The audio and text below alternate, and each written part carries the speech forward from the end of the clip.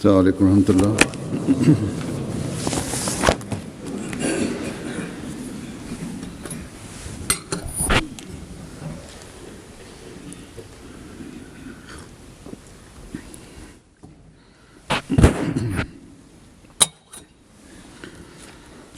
أشهد أن لا إله إلا الله وحده لا شريك له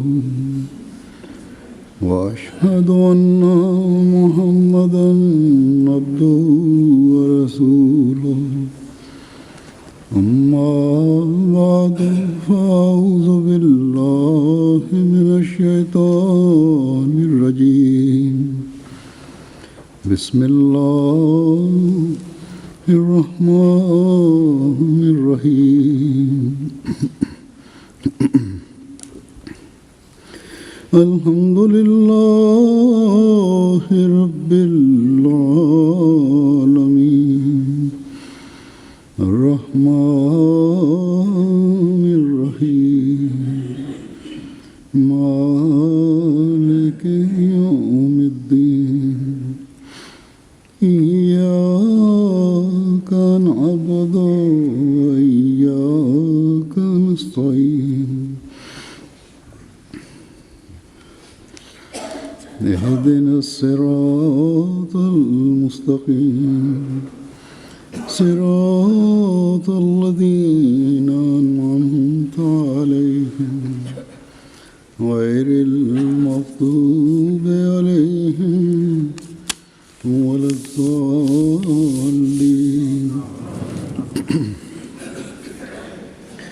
يا أيها الذين آمنوا لا تتبعوا خطوات الشيطان ومن يتبع خطوات الشيطان فإنه يأمر بالفحشاء والمنكر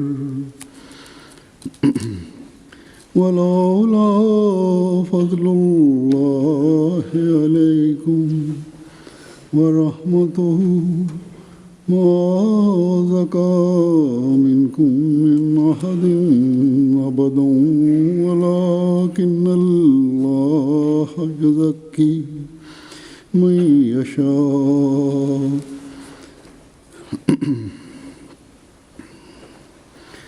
والله سميع عليم.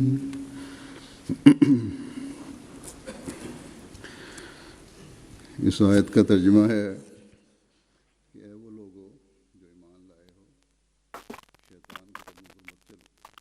Die Übersetzung dieses Verses lautet: O ihr Menschen, die geglaubt habt, folgt nicht den Fußstapfen Satans, und wer immer den Fußstapfen Satans folgt, der folgt und gibt das Gebot für Schändlichkeiten und für schlechte Dinge.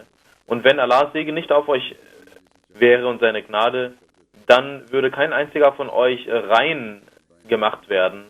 Doch Allah macht rein und läutert, wen er will, und Allah ist allhörend, allwissend.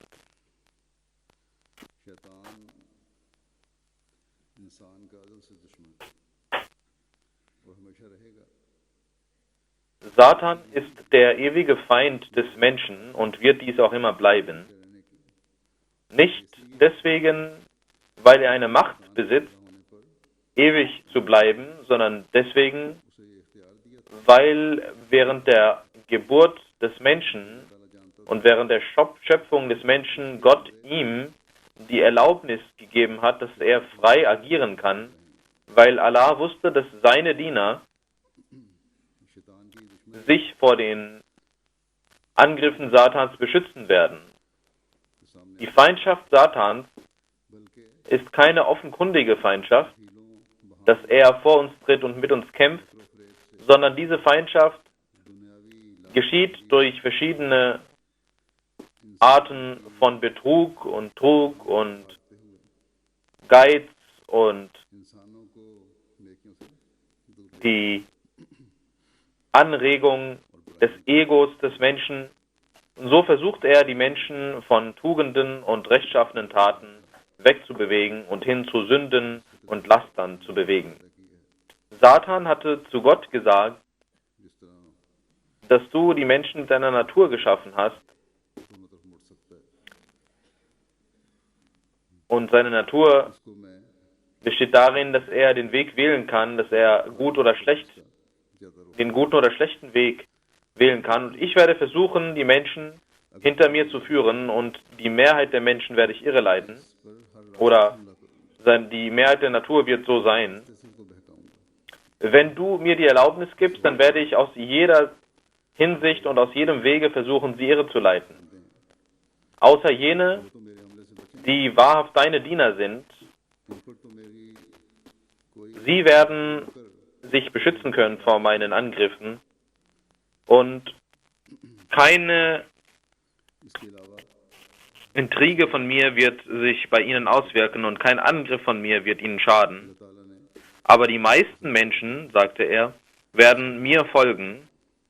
कि जो तेरे पीछे चलने वाले Allah gab ihm die Erlaubnis, dies zu tun und sagte aber dazu, jene, die dir folgen werden, लेकिन साथ ही अल्लाह ताला ने diese werde ich in die Hölle stürzen. अपने अम्बिया के जरिए अम्बिया के Aber Allah sagte auch, भेजने के निज़ाम के dass er Gesandte इंसानों को schicken wird बताए, und schaffte dieses System der Gesandten und Propheten, damit die Menschen die Wege der rechtschaffenen Taten lernen und sich reformieren und spirituell weiterentwickeln können und ihr Diesseits und Jenseits beschützen können. हमारा खुला खुला दुश्मन है, Allah machte auch deutlich, वो हमदर्दी के लबादे में dass Satan euer offenkundiger Feind ist. तुम्हें बेहतरी और Er will unter dem Deckmantel des Mitgefühls und unter dem Deckmantel, dass er euch was Gutes tun will, बुला रहा है, will er euch और जब वक्त आएगा Laster auferlegen इंसान का हिसाब und Schaden zufügen.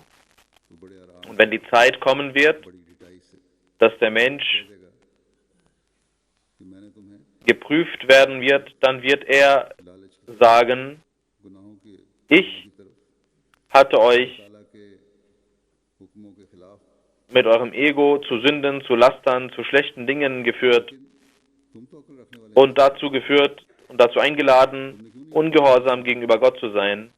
Aber ihr habt doch Vernunft gehabt. Warum habt ihr eure Vernunft nicht gebraucht? और नेकी की आवाज पर तरजीह Warum seid ihr meiner Stimme बस der schlechten Taten gefolgt und habt dieser Priorität geschenkt vor der Stimme Gottes? Jetzt werdet ihr dafür bestraft werden. तुम्हारे से दुश्मनी करना था, Ich habe mit euch nichts zu tun. Mein Sinn und Zweck की आग में war, Feindschaft mit euch zu sehen, und die habe ich getan. शैतान इंसान Nun könnt ihr in dem Feuer der Hölle schmoren. So so ist die Feindschaft Satans gegenüber dem Menschen. Und Allah hat im Heiligen Koran an mehreren Stellen uns vor den Angriffen Satans und vor seinen Intrigen gewarnt. Und auch in diesem Vers, den ich rezitiert habe, hat Allah genau dies gesagt, dass Satan immer कि मैं इसके दाएं बाएं आगे पीछे से हमला करूंगा, तो फिर उसने बड़ी मुश्किल sich darum kümmert, dass er die Menschen irreleitet. Und als er zu Allah sagt, er wird von allen Seiten versuchen wird, die Menschen irrezuleiten, hat er diese Angriffe mit Standhaftigkeit getan. मैं सिरात मुस्तकीम पर बैठकर इंसान पर हमला करूंगा, Und Satan sagt sogar, dass ich auf dem geraden Wege sitzen werde und den Menschen irreleiten werde. कि मैं सिरात मुस्तकीम पर चल रहा हूँ, Ein Mensch denkt, तो मैं शैतान के हमले से बच गया। dass er dem geraden Wege folgt ये ख्याल und so sich beschützen kann vor Satans Angriffen. जिन पर Aber das ist ein Missverständnis der Menschen. जो जालिम बने, वो भी तो Diejenigen, सिरात मुस्तकीम पर चल, denen Gott sein Missfallen zeigte हज़रत मूसा oder die irregegangen waren, die waren ja auch Menschen, die dem Sirat Mustaqim, dem geraden Wege erst gefolgt sind. Sie glaubten an Moses al-Islam, dann glaubten sie an Jesus al-Islam. सल्लल्लाहु अलैहि वसल्लम Aber sie nahmen den Schirk, den Götzendienst an, Sie leugneten den heiligen Propheten Muhammad sallallahu alaihi wasallam. Allah sagte, उसका पीछा नहीं छोड़ता wenn der Mensch और उसे गुमराह करता है। और कई लोग den Glauben akzeptiert hat, selbst dann versucht Satan, शैतान की बातों में आकर ihn irre zu leiten. गुमराह हो Und viele Menschen kommen in seinen Klauen und Fängen und gehen in die Irre, indem sie Satans Wegen folgen. Selbst solche Menschen, die sich Muslime nennen, खतरा है अल्लाह ताला का fallen vom Glauben ab. ये अल्लाह ताला का खास Das ist ein großer Schaden, ये फजल das ist eine große Gefahr, dass der Satan dies versucht. Und nur die Segnungen Gottes können den Menschen अल्लाह ताला vor dieser Gefahr beschützen. Nur die Segnung Gottes ist in der Lage dazu, dies zu tun. Allah hat am Ende dieses Verses समी die gläubigen Menschen beruhigt und gesagt, dass Gott Sami ist, allhörend ist. Er hört, और उसको पुकारो das heißt, और मुस्तकिल ihr sollt an seiner Tür klopfen उसको पुकारो und ihn anrufen हुजूर und dies mit Standhaftigkeit tun. झुके रहो Ihr sollt खुदा standhaftig zu ihm beten und euch vor ihm beugen. Dann wird jener Gott, der auch allwissend ist, der die Zustände seiner Menschen kennt, खालिस होकर wenn er sieht, dass mein Diener तो फिर wahrhaft, खुदा aufrichtig से मोमिन के दिल में mich anruft, ऐसी ईमानी कुव्वत पैदा कर देगा जिससे वो शैतान के हमले से महफूज dann wird Allah in seinem Herzen einen solchen Glauben einhauchen, durch den er sich beschützen kann vor dem Angriff Satans. तौफीक मिल जाए और बुराइयों से बचने Er की kann उसमें ताकत पैदा हो जाए dann in der Lage sein, seine rechtschaffenen Dinge zu erweitern und sich vor Schändlichkeiten zu beschützen. सब मेरे पीछे चलेंगे Als Satan sagte, एक अकल dass ich außer deine aufrichtigen सोचने Menschen, alle Menschen hinter mir versammeln werde, dann muss ein सोचने की जरूरत vernünftiger Mensch darüber nachdenken. बंदे Ein wahrer gläubiger Mensch muss darüber nachdenken, के लिए इस आयत में अल्लाह ताला ने wie er zu aufrichtigen Menschen werden kann. कि फहशा और मुनकर यानी Allah hat in diesem Vers ein Rezept genannt, जो बेहुदा और लगव है nämlich, dass ihr euch vor ताला को Schändlichkeiten und Unrecht, vor absurden Dingen schützen sollt, Dinge, die Gott missfallen. ताला की रहमत उसका तज़किया करेगी Und wer versucht, sich von Fahscha und Munkar, Schändlichkeiten und Unrecht zu bewahren, अल्लाह ताला der wird die Gnade Gottes erfahren und so sich reinigen können durch Gottes Gnade. Die Gnade Gottes wird ihn läutern. ऐसे पाकों के पास फिर शैतान नहीं Und wen Allah läutert, der gilt wahrhaft als reiner Mensch.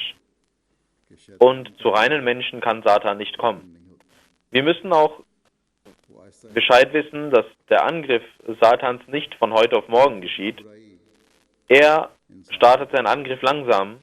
ये ख्याल पैदा कर देता है Eine kleine Sünde, छोटी सी बुराई से क्या फर्क ein kleines Laster kommt in dem Herzen des Menschen und er denkt, was passiert schon, wenn ich dies tue, denkt der Mensch. गुनाहों की Das ist doch keine große Sünde, die ich begehe. Und diese kleinen Sünden जरूरी नहीं werden zu großen Sünden. और कतल ही बड़े गुनाह हैं कोई भी बुराई Es muss nicht sein, जब dass Mord und Totschlag und Diebstahl große Sünden sind. Jedes Übel, das den Frieden in der Gesellschaft zerstört, ist eine große Sünde. इंसान को ये एहसास मिट जाता है क्या कर रहा है Der Mensch ist nicht mehr in der Lage zu spüren, was er tut. होना है Seine Sinne अगर अल्लाह ताला werden schwach. हासिल करनी है Und Allah sagt, wenn ihr euch läutern wollt इसे und wenn ihr das Wohlgefallen Allahs erlangen wollt, करते हुए dann müsst ihr auf der einen Seite standhaft sein ऊपर चलने से बचना und standhaft versuchen, euch vor Sünden und Lastern zu beschützen अल्लाह ताला की und nicht in den Fußstapfen Satans treten. Und ihr sollt auch durch Standhaftigkeit versuchen, mit der Gnade Gottes euch zu reinigen. मुस्तकिल और हर लम्हा अल्लाह ताला को पुकारना Und और dies muss ununterbrochen जरूरी है durch इंसान das Rufen Allahs से बचने und Erflehen seiner Hilfe getan werden. Ohne dies kann der Mensch sich nicht vor den Angriffen Satans beschützen. Nun werde ich einige Zitate des verheißenen Messias al-Islam vorlegen. Es gibt Menschen, die sich Fragen stellen, warum Allah Satan erschaffen hat. Warum hat er ihn nicht bestraft am ersten Tag und ihn zerstört? Wenn er ihn am ersten Tag zerstört hätte, dann würde es keinen Unfrieden auf der Welt geben. Darüber sagt der verheißene Messias al-Islam an einer Stelle, ich lege ein Zitat vor. Er beantwortet die Frage, warum Allah Satan erschaffen hat und ihn nicht bestraft hat. Die Antwort lautet, sagt der verheißene Messias al-Islam, jeder muss daran glauben, dass es zwei Magnete gibt, die den Menschen anziehen. Der eine Magnet ist das Gute, Dinge, die ihn zu guten Dingen, zu rechtschaffenen Taten ziehen. Und der zweite Magnet ist das Übel, welches ihn zu Lastern zieht. Man sieht, dass manchmal in dem Herzen des Menschen Gedanken des Übels aufkeimen und er sich dem Übel zugeneigt fühlt, als ob jemand ihn zum Übel ziehen würde. Und manchmal entstehen Gedanken der rechtschaffenen Taten in seinem Herzen oder denkt, dass jemand ihn anzieht zu guten und rechtschaffenen Taten. Und manchmal passiert es, dass ein Mensch etwas Übles tut und dann zu einem guten Werk sich hingezogen fühlt und sich schämt, dass er etwas Schlechtes getan hat. Und manchmal passiert es, dass jemand einen anderen beschimpft und ihn schlägt und dann sich schämt, dass er etwas Falsches getan hat. Und dann tut er etwas Gutes oder bittet um Verzeihung.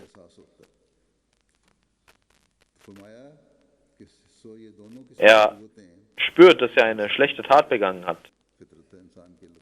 Der verheißene Messias sagt, beide Kräfte befinden sich im Menschen, in der Natur des Menschen.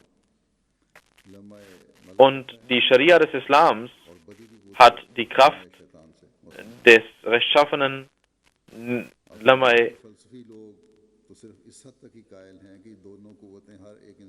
einen Begriff gegeben. Die Philosophen glauben, dass diese beiden Kräfte im Menschen vorhanden sind, nämlich die Kraft des Übels und die Kraft der Rechtschaffenheit. Aber die Scharia, das Gesetz des Islams, sagt, dass es ein Lamai Malak und Lamai Satan gibt, also eine Kraft der Engel und eine Kraft des Satans im Menschen. Der verheißene Messias al-Islam sagt, dass die Philosophen zwar nur glauben, dass es diese beiden Kräfte im Menschen gibt, aber Gott, der verschiedene Kräfte besitzt und feine, subtile Dinge kennt und diese äußert und uns das Wissen über die subtilen Dinge gibt, er hat diese beiden Kräfte anders bezeichnet. Engel sind es, die den Menschen, Engel und der Heilige Geist ist es, der die Menschen zu rechtschaffenen Dingen führt, und Satan und Iblis ist es, der die Menschen zu schlechten Dingen führt. Der verheißene Messias sagt aber, die Philosophen und Vernünftigen dieser Welt haben gesagt, dass diese Kräfte gibt, und sie glauben daran, dass das nichts Absurdes und etwas ist, woran man nicht glauben kann, dass es im Herzen eine Kraft gibt, die die Menschen zu schlechten Dingen führt, und eine Kraft, die die Menschen zu guten Dingen führt. Dann hat der verheißene Messias al-Islam dies erläutert und gesagt, diese beiden Kräfte sind in den Menschen vorhanden. Ob ihr sie als zwei Kräfte bezeichnet oder sie als Heiliger Geist auf der einen und Satan auf der anderen Seite bezeichnet, ihr könnt diese nicht leugnen. Diese gibt es tatsächlich. Und der Sinn und Zweck besteht darin, dass der Mensch belohnt werden möge für seine guten Taten. Denn wenn die Natur des Menschen so gewesen wäre, dass er nur Gutes tun könnte und dass er natürlich keine schlechten Taten tun könnte, dann wäre dies keine belohnenswerte Sache, denn das wäre in seiner Natur drin, Gutes zu tun. Aber da seine Natur von zwei Dingen angezogen wird und er dann dem Guten folgt, dann wird er dafür belohnt werden, weil er dem Guten gefolgt ist und nicht dem Schlechten.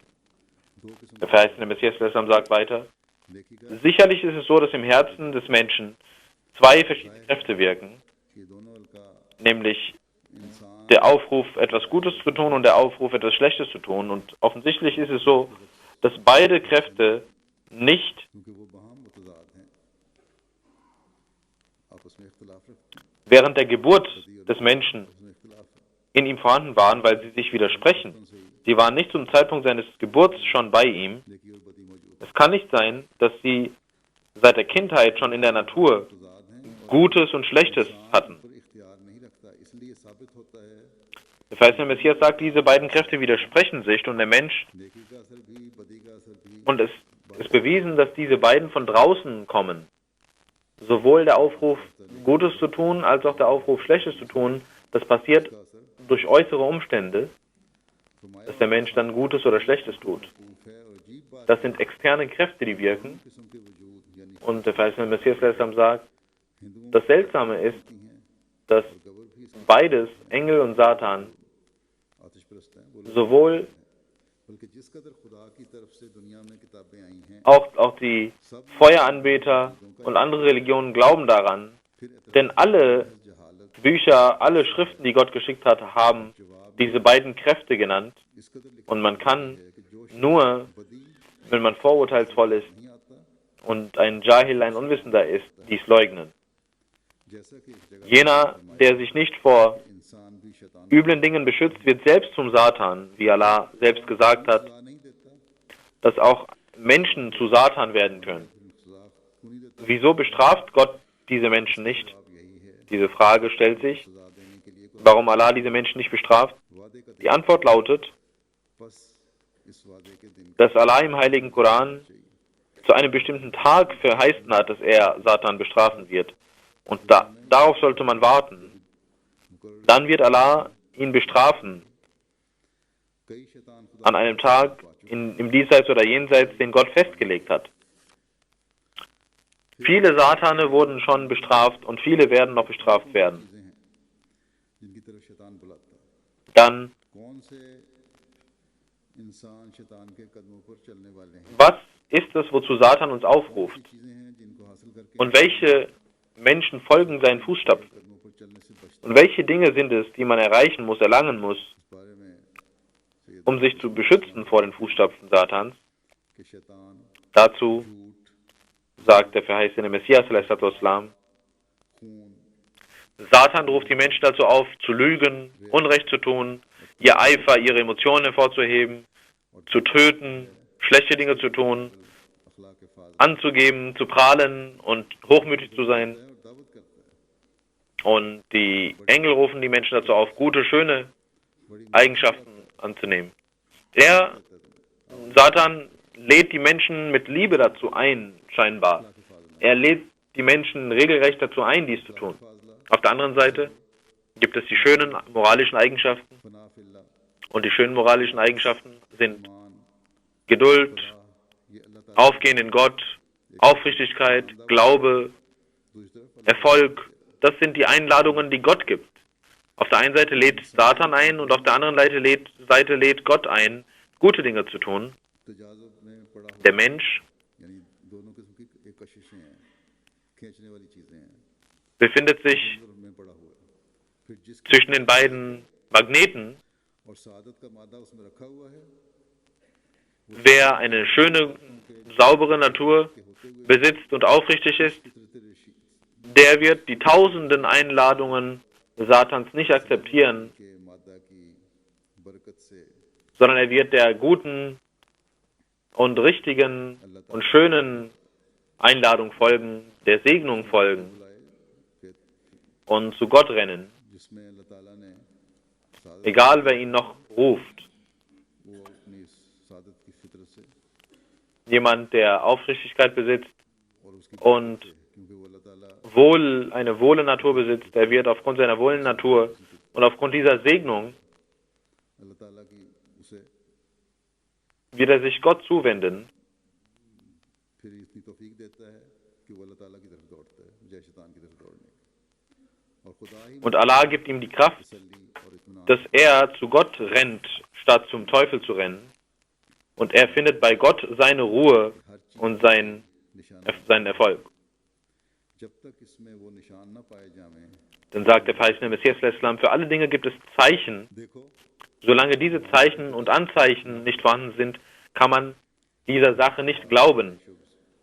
तरबुद Schaut, सिफात न पाए der Mediziner und der Arzt ऐसी diagnostiziert etwas फल हैं या बूटियां हैं जिनसे दवाइयां बनती und wenn es solche Essenzen oder Kräuter gibt, durch die diese Medikamente साबित हुए hergestellt werden, er hat große Erfahrung damit und erforscht diese Dinge und guckt, ob diese wirken für etwas, तबीब उनको für eine Krankheit. पता लग जाए कि नहीं इनमें ये खसूसियात तो तबीब उनको Und धरती की तरफ फेंक देता wenn der Arzt weiß, है। इसी तरह dass diese Kräuter diese Eigenschaften nicht besitzen, dann schmeißt er diese weg. बार अपनी किताब में Genauso gibt es Anzeichen des Glaubens. अच्छी बात है Allah ईमान इंसान के अंदर दाखिल हो hat dies in seinem Buche erwähnt. तो इसके साथ ही अल्लाह ताला की अजमत यानी जलाल Die Wahrheit ist, wenn der Glaube in den Menschen kommt, dann kommt auch seine Herrlichkeit, Allahs Herrlichkeit,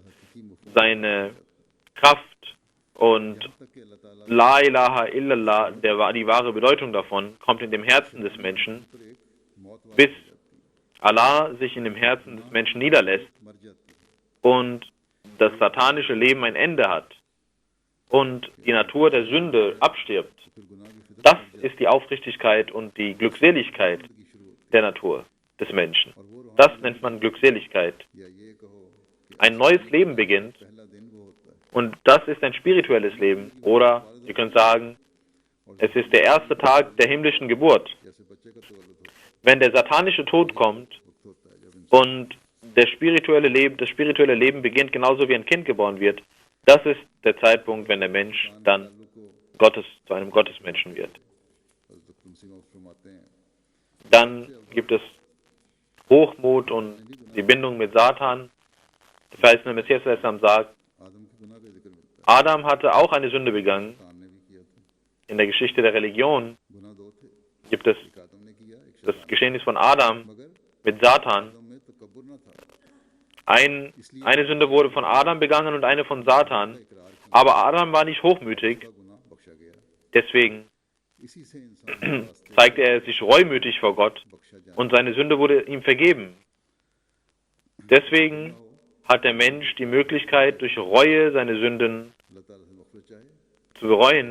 Wenn er nicht hochmütig ist, अल्लाह बख्श देगा seine Sünden akzeptiert und Gott um Vergebung bittet, dann kann Gott ihn vergeben und er kann die Hoffnung haben, dass Gott ihm vergibt.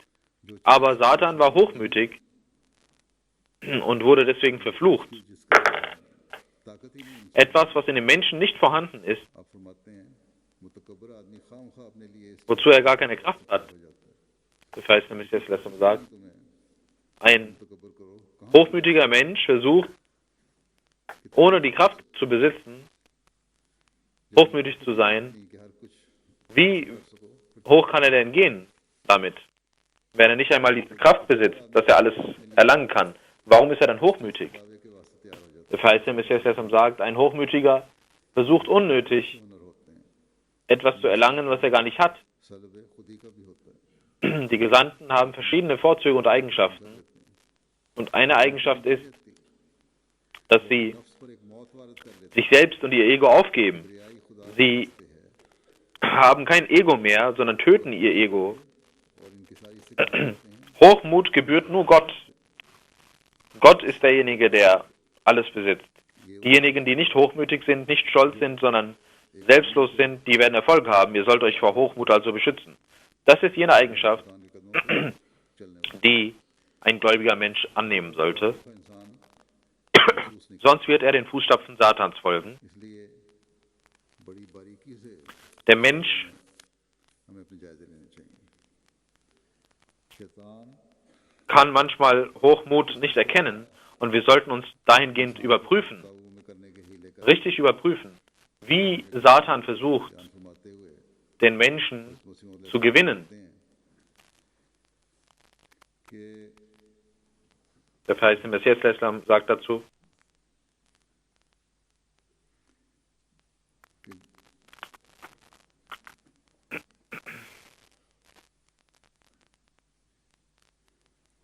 कि गुनाह वाला कोई काम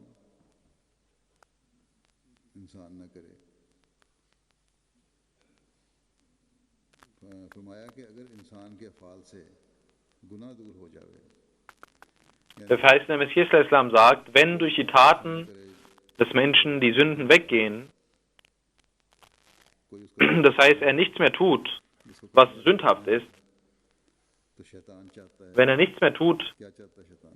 worüber man sagen kann, dass das eine Sünde ist, आग तक ही रहे। dann möchte der Satan, was möchte er? तौर पर कोई अमल गुनाह करने वाला ना हो, Dass er oberflächlich versucht, की ख्वाहिश होती है den Menschen zu Sünden इंसान zu führen. बैठा रहे, कान में बैठा रहे, Und der Satan möchte immer, और जहाँ dass er वहाँ भी उसे in seinen Augen, in seiner Nase, in seinen Ohren sitzt. कहता है कि और नहीं, Und wenn er trotzdem noch keine Oberhand gewinnt, dann versucht er, ज़ाहिरी गुनाह बाज़ लोग नहीं करते, in seinem Herzen eine Sünde zu schaffen. नहीं करते, ये Auch wenn er diese nicht durchführt, sondern dass er im Herzen eine Sünde plant. छोटे हालात मौके Sie machen, diese Menschen begehen keine Sünden, tatsächlich, या aber नहीं करते, deswegen, weil ज़ाहिरी तौर पर अमलन कोई गुनाह नहीं उन्होंने weil sie vielleicht Angst haben oder weil sie nicht die Möglichkeit haben, dies zu tun. Sie haben zwar oberflächlich gesehen keine Sünde getan, aber Satan versucht trotzdem in ihrem Herzen, dass sie eine Sünde tun, wenn sie keine Bindung mit Allah haben. और उसके दिल में बैठ से जाए। फरमाया गोया शैतान अपनी लड़ाई को Und er setzt sich in die Herzen der Menschen. मगर जिस दिल में खुदा का खौफ है वहाँ शैतान की हुकूमत नहीं चल सकती। Aber jenes Herz, खुदा का खौफ das Gottesfurcht besitzt, kann nicht von Satan regiert werden. के गुनाह के बीच भी शैतान रख सके। Wenn man Gottesfurcht besitzt, आखिर इससे मायूस im Herzen Gottesfurcht hat, dann kann Satan niemals Sünde im Herzen schaffen. Denn Satan gibt sich verloren नाकाम और नामुराद हो und से अपना बोरिया बिस्तर zieht sich zurück, verloren. वहाँ से चला जाता है। बस असल Und चीज़ er muss sich, कि खुदा का खौफ er muss seinen Koffer packen und dort dieses Herz verlassen. होगा। Das ist also, das Wichtige ist, dass wir Gottesfurcht im Herzen besitzen. एक चोर भी चोरी करता है, अगर उसको ये पता लग जाए कि उसको कोई बच्चा भी देख रहा है तो उस बच्चे का भी खौफ होता है उसको। Ein Dieb, बस der Diebstahl begeht, wenn er weiß, हमारे दिलों में नहीं wenn er sieht, dass ein Kind ihn कि हम तो sieht, हुए bekommt er schon Angst. हर वक्त ये ज़हन Wenn wir keine Gottesfurcht im Herzen besitzen, को देख रहा है die immerzu Gottesfurcht im Herzen haben und wissen, wenn wir wissen, dass Allah sieht, शैतान wenn wir nicht diesen Zustand eingehen, können wir uns nicht vor Sünden beschützen. Manchmal एक मरतबा एक versucht Satan, indem er zu guten Dingen aufruft, die Menschen irre zu leiten. उसमें Imtiaz Einmal in einer Versammlung के बारे में था wurde über Ilham und Offenbarung जिक्र था कि gesprochen, मुश्किलात पड़ते हैं हज़रत मसीह was Offenbarungen sind, के बाद dass es auch verschiedene Schwierigkeiten gibt. शैतान के Und der verheißene Messias Islam sagte, es gibt Menschen, नफ्स की बातें होती हैं die ihre eigenen Worte oder die Worte Satans als Offenbarung bezeichnen. समझते हैं Das sind ihre eigenen Worte, ihr eigenes Nafs, dass ihnen etwas sagt und sie denken, dass das Ilham und die Offenbarung Gottes sei und sie दिल पर एक ठोकर मार geben sich diesem Irrtum aus. वो खुदा की Das Wort Gottes ist immer voller Herrlichkeit उसका हम und erschüttert das Herz वो फौलाद und es entspringt göttlichen Ursprungs में आया है und es gibt nichts, was इन्ना सनरुकी so groß und so stark ist, कीला genauso wie im Heiligen Koran heißt, तुझ पर एक Inna sanulki ilayka qawlan sakila. Shakeel की यही माने Wahrlich, मगर शैतान और wir werden dir ein Wort offenbaren, was sehr schwer ist. Sakil bedeutet schwer. शैतान गोया Aber Satan hat nicht solche Worte, die er gibt. और शैतान Hadith und Nafs, also eigene भी एक ही चीज़ है। Worte und satanische Worte sind ein und dasselbe. इंसान के साथ Die Worte des Nafs. होते हैं जो हमेशा लगी हुई हैं। एक फरिश्ते Es gibt zwei Kräfte, die der Mensch besitzt. गोया उसकी टांगों में Einmal die Engel und zum zweiten Satan. की में तरगीब और मदद देता है जैसा है Quran Er hat also zwei Seile in seinen Beinen. अय्यदहुम Der Engel versucht ihn zu guten Dingen aufzurufen, so wie es im Heiligen Koran heißt. और यानी Ayyadahum biruhim min. अपना कलाम भेजकर उनकी मदद की Das heißt, और शैतान बदी की तरफ तरगीब देता है जैसा है कुरान शरीफ में आया dass Allah durch sein Wort die Menschen beschützt इन दोनों का इनकार und hilft und Satan जुल्मत और नूर durch Einflüsterungen. लगे हुए हैं Man kann beides nicht leugnen. अदम इल्म से अदम शय साबित नहीं हो सकता Finsternis und Licht यानी gehören zusammen.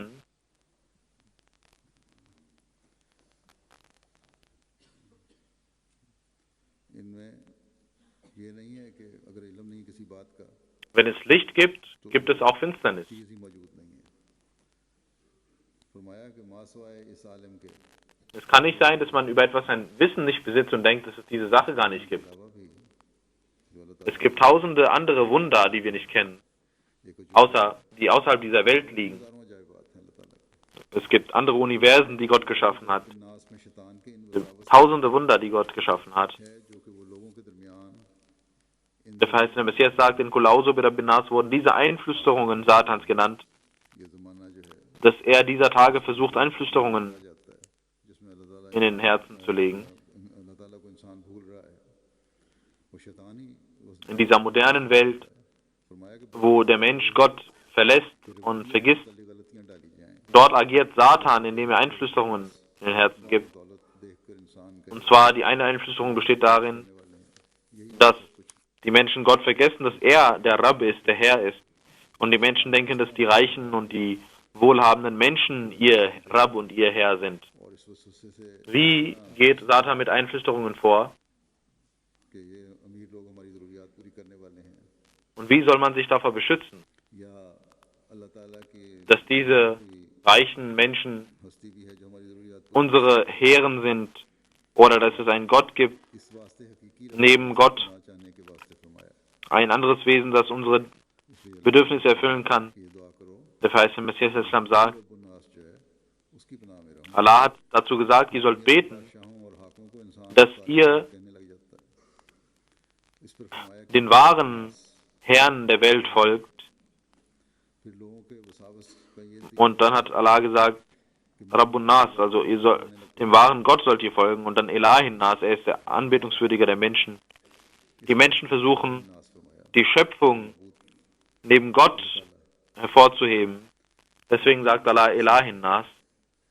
इनके दूर करने के वास्ते ये तीन तावीज़ हैं Das sind die drei Einflüsterungen, die der Teufel gibt. और इन वसावस के Und das sind die drei Gegenmittel in Surat Nas, die genannt wurden. जिसका नाम तौरात में Und er ist der Khannas, der Satan, हाश आया है जो हव्वा के पास आया था छुप कर हमला करने वाला der die Einflüsterung gibt. उसमें उसी का जिक्र है Er wird Nahash genannt in der Tora. Er ist jemand, der versteckt जबर नहीं करेगा ist und kommt und dann einen Angriff startet. किसी को खबर ना हो Dajjal wird auch nicht Zwang ausüben, sondern wird versteckt einen Angriff starten, damit niemand das sieht.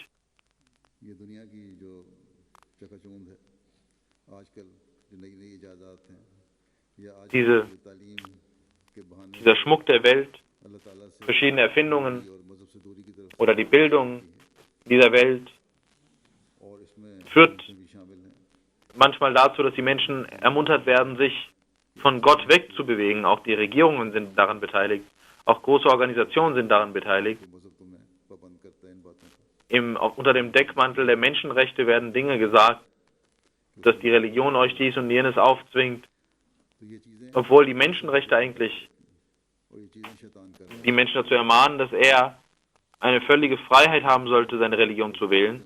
Und Satan versucht, diese Dinge heutzutage है राइट्स के नाम पर या वुमेन राइट के नाम zu tun. Und auch große Regierungen sind daran beteiligt, die ihm unter dem Deckmantel der Human Rights, der Menschenrechte पर तंजीमें oder Frauenrechte oder wie ich bereits gesagt habe, unter dem Deckmantel der Menschenrechte. Diese ganzen Organisationen, die gehören alle dazu, die die Menschen versuchen, von dem Glauben abzuwenden. Wenn man versucht, und jeder Ahmadi sollte wissen, wenn jemand versucht, dass man ihn vom Glauben abwendet, dann arbeitet Satan. Und das sind dajjalische Kräfte, die uns angreifen wollen. फिर फरमाया कि ये गलत है कि शैतान खुद हवा के पास गया हो, बल्कि जैसा कि अब छुप कर आता है Dann sagt der verheißene Messias Islam, गया था, es ist falsch, dass Satan हवा के पास गया था। selbst zu Eva gegangen war, sondern er versteckt sich. फरमाया किसी आदमी के अंदर Er war keine Person, die zu Eva ging, sondern es gibt Einflüsterungen im Herzen. किसी ऐसे मुखालिफ Er lässt in einem Menschen seine Gedanken einhauchen und er wird zu seinem Stellvertreter. Dieser Mensch wird zum Stellvertreter Satans. Und irgendein Mensch hatte diese Einflüsterung von Satan erhalten. Und dieses Paradies war auch auf der Erde und nicht im Himmel. Ein schlechter Mensch hatte eine Einflüsterung ihm eingehaucht. और दालीन लोगों में से नाम Und in der ersten Sure sagt Allah, Maghdubi alayhim waladdalin. Ihr sollt nicht zu diesen Menschen gehören, die पेशगोई निकलती है कि बाद irregegangen sind oder die यानी एक जमाना आवेगा das Missfallen Gottes erregt haben. Ihr sollt nicht so werden wie die Juden und die Christen, aber es wird eine Zeit kommen, wo die Muslime genauso wie Juden und Christen sein werden. बाज लोग होते हैं Und der verheißene Messias sagt, इस बात wenn ein Gebot erteilt wird, dann bedeutet das, dass dies passieren wird eines Tages. Wenn Allah sagt, ihr sollt das nicht tun, dann heißt es, dass es Menschen geben wird, die dies tun werden. कि देखो दो किस्म के Man sollte den Glauben immer der Welt vorziehen, dazu sagt der verheißene Messias Islam. Es gibt zwei Arten von Menschen. Jene, के सर पर die den Islam akzeptieren मेरा ये und sich dann mit der Welt beschäftigen तजारतें भी करते und Satan sie regiert. को दुनिया पर Ich meine nicht, dass ihr nicht dem Handel nachgehen sollt. Auch die Gefährten gingen dem Handel nach. Aber sie gaben dem Glauben immer Vorzug vor der Welt.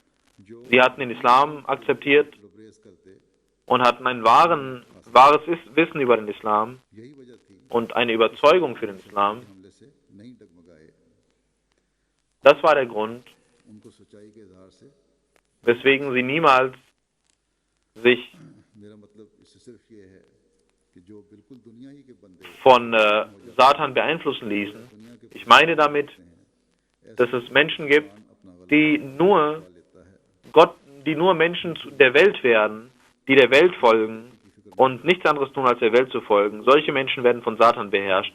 Dann gibt es Menschen, die sich um den Fortschritt des Glaubens kümmern. माल Diese Leute werden als Gruppe Gottes bezeichnet इसलिए खुदा ताला und sie obsiegen vor Satan. तरक्की दीन की ख्वाहिश को एक तजारत ही करार Das Geld wächst aufgrund des Handels. यानी दीन की तलब जो है Deswegen hat Allah auch den Glauben als Handel bezeichnet, माल जो आम weil der Fortschritt दुनिया में रह जाना है im Glauben auch ein Handel ist. ये तजारत आइंदा जिंदगी में काम आने वाली है Das Geld wird in der Welt bleiben, फरमाया है aber dieser Handel wird den Menschen im Jenseits nützen. तुंजीकुम Deswegen sagt Allah, क्या मैं तुम्हें एक Hal adullukum ala tijaratin tunjikum min azabin alim. Soll ich euch von einem Handel erzählen, der euch beschützen wird vor schmerzlicher Strafe? तजारत दीन की है जो दर्दनाक अजाब से निजात दे Der beste Handel मैं भी खुदा ताला ist der Handel des Glaubens, कहता हूँ welcher vor einer schwerlichen Strafe beschützt. कि हल रसूल Deswegen sage ich euch in diesen Worten Gottes, sagt der verheißene Messias Islam, Hal adullukum ala tijaratin tunjikum min azabin alim.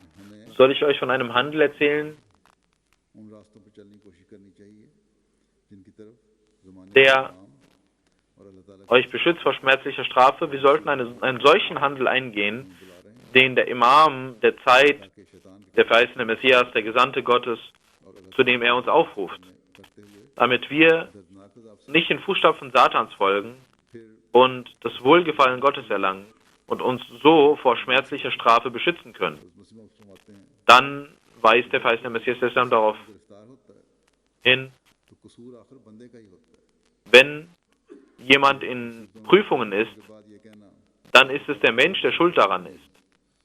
कसूर बंदे का होता Wenn man sagt, dass Allah diese है कसूर नहीं है schweren Dinge geschickt hat, das stimmt nicht, sondern der Mensch ist selbst verantwortlich dafür. और इंसान को Gott ist nicht verantwortlich oder कोई तकलीफ क्यों वारद हुई या किसी नेकी के kann nicht मारूम रहा ist nicht schuld daran, sondern die Menschen selbst sind schuld daran.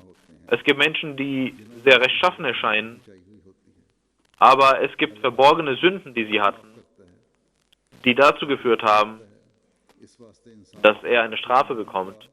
Und Allah vergibt die Menschen. Deswegen weiß niemand, was die verborgenen Sünden sind. Aber die verborgenen Sünden sind schlimmer als die offenkundigen. Die Sünden sind wie Krankheiten. Es gibt große Krankheiten, die man erkennen kann. Krankheiten, offensichtliche Krankheiten, dass jemand krank ist. Aber es gibt verborgene Krankheiten, die man nicht so leicht erkennen kann. Und manchmal weiß nicht einmal der Patient, dass er unter einer schweren Krankheit leidet.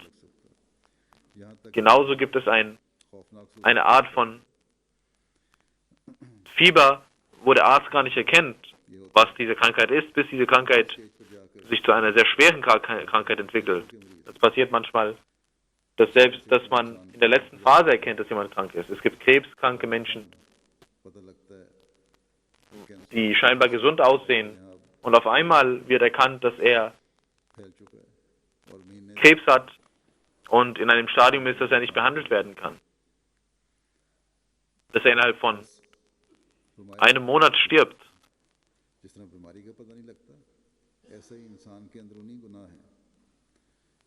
Genauso sagt der Vers Messias Islam, genauso wie man die Krankheiten nicht erkennen kann, gibt es auch verborgene Sünden, die die Menschen zerstören. Wenn Allah seine Gnade erweist, Allah sagt, Qad aflaha man zakkaha. Jener kann sich erlösen, der sich gereinigt hat. Aber Läuterung des Nafs bedeutet einen Tod. Solange man die schlechten Dinge nicht ablegt, kann man sich nicht reinigen. Die ganzen schlimmen Eigenschaften, solange man die nicht ablegt, auf die Satan uns führen will, vor Schauen, Munkar, Schändlichkeit und Unrecht, das ist Munkar, alles abzulegen, was Allah nicht gefällt. Wenn man diese ganzen Eigenschaften nicht ablegt, kann man nicht sein Nafs, sein Inneres reinigen. Jeder Mensch besitzt irgendeine Art von Übel, und das ist der Satan dieses Menschen. Solange er dieses nicht tötet, kann er nichts tun. Wir sollten immer in Allahs Zuflucht kommen. Wie müssen wir vorgehen? Welche Schritte müssen wir tun? Der verheißene Messias Islam sagt, die Gesandten Gottes sind diejenigen, denen man folgen muss. Die Gefährten haben dieses Geheimnis verstanden und sind dem heiligen Propheten Muhammad sallallahu alaihi wasallam so gefolgt, dass sie praktisch verloren gingen in ihm und nichts anderes in ihrem Wesen übrig blieb als der heilige Prophet sallallahu alaihi wasallam.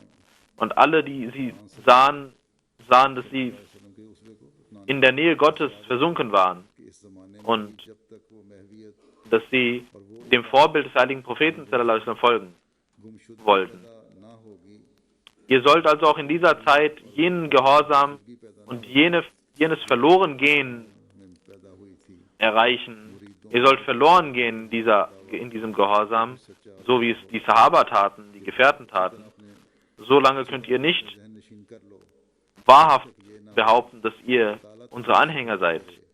Das sollt ihr genau wissen, dass Allah in euch leben sollte und ihr die Anzeichen Gottes haben sollt. Solange habt ihr satanische Kräfte in euch wirken. Möge Allah uns die Kraft geben, dass wir aufrichtig Allahs Menschen werden und uns vor Schändlichkeiten und Unrecht bewahren, uns vor jeglichen Art von Übel bewahren, uns vor jeglicher Art von Hochmut bewahren und versuchen, unser Inneres zu reinigen und zu läutern, damit wir Allahs Segnungen erlangen. Dass wir unsere Blicke immer auf Gott werfen und er unser Herr bleibt. Dass seine Herrschaft immer auf unseren Herzen ist. Er unser Angebeteter ist und anbetungswürdiger ist. Und wir uns an ihm festklammern und versuchen, nicht den Fußstapfen Satan zu folgen. Möge Allah uns die Kraft dazu geben.